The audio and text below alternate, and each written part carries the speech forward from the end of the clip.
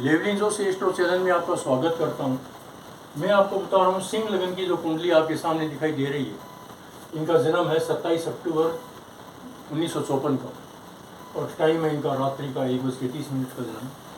सिंह लगन की कुंडली के अंदर बुध, शनि, सूर्य, चंद्रमा एक घर में बैठे, तीसरे घर में, तीसरा घर जो होता है इनका पराक्रम का भाव होता है। चौथे घर के अंदर शुक्र बैठे हुए हैं। शुक्र इनकी कुंडली के अंदर वक्री है।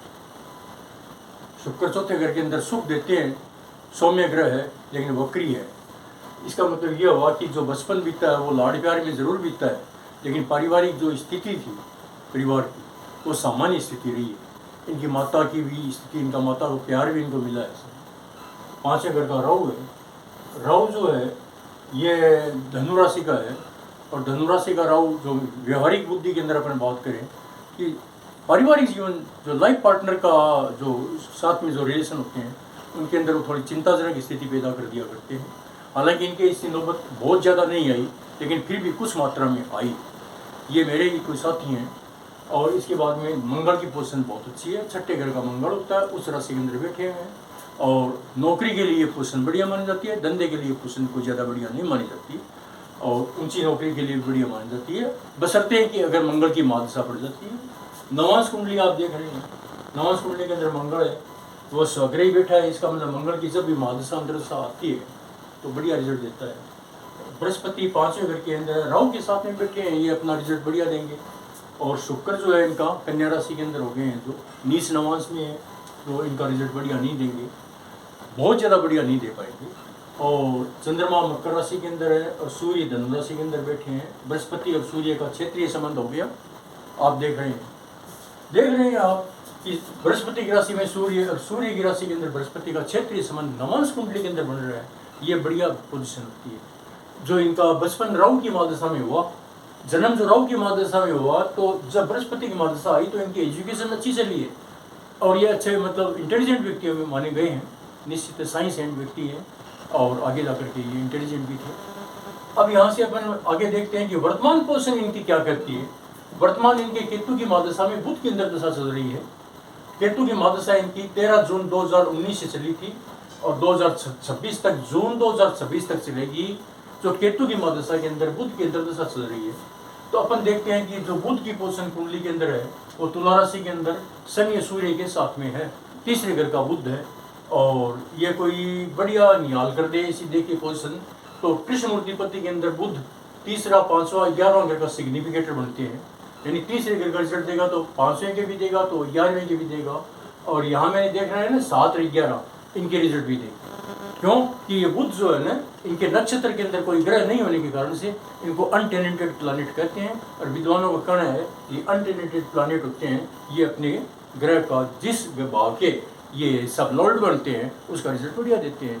तो केतु की महादशा में जो बुध की अंदर दशा चल रही है, केतु की महादशा इनका धार्मिक के बातों के अंदर रुझान पैदा कर रही है और जो बुध की अंदर दशा है वो भी अच्छी जा रही है। अभी जो पोजीशन चल रही है वो लगभग संतोषजनक है, लेकिन केतु की महादशा ओवरऑल इनकी बिल्कुल भी अच्छी नहीं गई है। मानसिक चिंता भी रही है, पारिवारिक परिस्थितियाँ जो है विकट रही है और पैसे का भी नुकसान हुआ है, धंधे का भी नुकसान हुआ है। कारण क्या है कि 5-11 है, तो 5वां जो घर है 11वां घर है। 11वां घर तो है, लेकिन क्या है कि 5वें घर का तो ये मतलब व्यक्ति क्या होते हैं कि अपने आप को क्या है कि इंटेलिजेंट तो समझते हैं, होते भी इंटेलिजेंट है, लेकिन पैसे का घर जो है ना 11वां घर होता है, तो इनकी जो वो पूरा माहौल नहीं बन पाया। जो इनको जो धंधा करना चाहिए था या जो इनको सर्विस में जाना था वो नहीं बन पाया इस कारण से। लेकिन आगे आने वाले वर्ष शुक्र की महादशा के हैं जो 13 जून 26 से चलेगी। 13 जून 26 से आगे के 20 वर्ष शुक्र महादशा के हैं, ये उतने खराब नहीं जाएंगे जितने केतु महादशा के गए हैं। शुक्र की महादशा जो है, शुक्र इनका तीसरे घर का, चौथे घर का, छठे का, 7वें का, 8वें का सिग्निफिकेटर बन रहा है। लेकिन छठे का और 8वें का भी सिग्निफिकेटर बनता है। इसका मतलब क्या हुआ कि इनका मेडिसिन के अंदर, धंधे के अंदर जाए तो ज़्यादा बढ़िया रहता है। बाकी ये खुद बीमार भी रह सकते हैं। छठे और 8वें घर के अंदर सिग्निफिकेटर बनता है और इंटेलिजेंट व्यक्ति है। 7 नंबर जो आ रहा है वो ये बता रहा है इनको पार्टनरशिप के अंदर धंधा नहीं करना चाहिए। कोई भी धंधा अगर करे तो, क्योंकि 6 नंबर जहाँ पे आ जाता है तो इसका मतलब क्या है, नौकरी यानी धंधे में धंधा करेंगे लेकिन धंधे के अंदर नौकरी की तरह रहना पड़ेगा। यानी इनको क्या करना पड़ेगा, मेहनत ज़्यादा करनी पड़ेगी। और एंटीक आइटम का धंधा करते हैं तो ज़्यादा बढ़िया है। शुक्र प्रधान केमिकल का, रसायन का, सौंदर्य सामग्री का, लेडीज आइटम का धंधा करते हैं तो ज़्यादा बढ़िया रहता है। और शुक्र जो है ना, इनकी रिजल्ट महादशा 20 वर्ष की है, एवरेज में इनका शुक्र का सबलोड है वो रिजल्ट दे रहा है 3, 5, 11 के, 7, 11 के। और शुक्र का जो सबलोड है ना वो 7 और 11 का सिग्निफिकेंट बन रहा है। इसका मतलब शुक्र अपनी महादशा के अंदर कोई ज़्यादा नुकसान नहीं देगा, बशर्ते कि 8वें घर का कोई नहीं बढ़े। तो 8वें घर का कोई इसका मतलब मेन जो है कोई इसका रोल नहीं है। जो साइड में आएगा तो अपनी अंतरदशा के अंदर थोड़ा बहुत नुकसान दे जाएगा। ये जो व्यक्ति हैं ये अच्छे धार्मिक विचारों के भी हैं, क्योंकि इनकी जो केतु की महादशा थी उन्होंने इनको पूरा धार्मिक साहित्य के अंदर जोड़ा, धार्मिक रुझान के अंदर जोड़ा। आपने मेरे वीडियो को सुना, बहुत बहुत धन्यवाद।